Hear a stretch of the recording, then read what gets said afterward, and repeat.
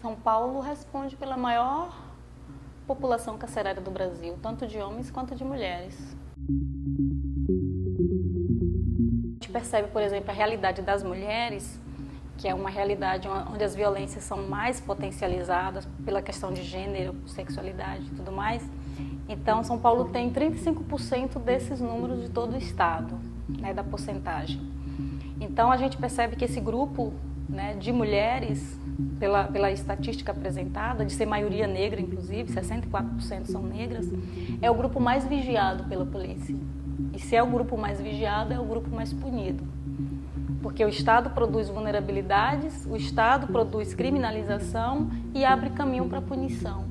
Por isso que a maioria dessas mulheres são mulheres negras, a maioria dessas mulheres são mulheres que completou apenas o ensino fundamental, são mães, são avós, são mulheres acusadas de tráfico. A política de drogas, nesse sentido, é uma ferramenta importantíssima que justifica o encarceramento, porque a maioria delas são acusadas de ser traficantes, quando na verdade são apenas mulheres que muitas vezes estavam numa ponta, né, desse microtráfico, ou muitas vezes foram presas por aproximação. Essa notícia sobre a retração dos homicídios em São Paulo na última década, eu acredito que a gente precisa analisar mais, não as estatísticas apresentadas pelo governo, mas as estatísticas que estão ocultadas pelo governo. Porque os números de mortes, por exemplo, de 2012 até 2015, foram mais de 60 mil mortes em São Paulo, sob a classificação de mortes suspeitas.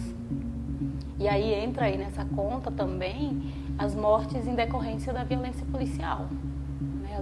Os autos de resistência, por exemplo, que não entra nessa conta dessas estatísticas que foi amplamente comemorada pelo governo de São Paulo, pela mídia e por setores da sociedade.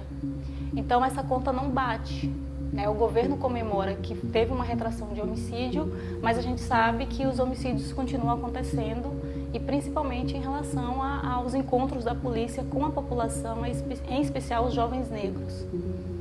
Né? Então, por exemplo, os números de mortes pelos autos de resistência, números de mortes que estão no cemitério de Perus, por exemplo, que não são mortes contabilizadas nessa conta também.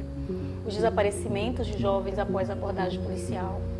Essas contas não entram nessas estatísticas, são categorias à parte para outro tipo de estatística que o governo não explica. Ele não consegue explicar isso.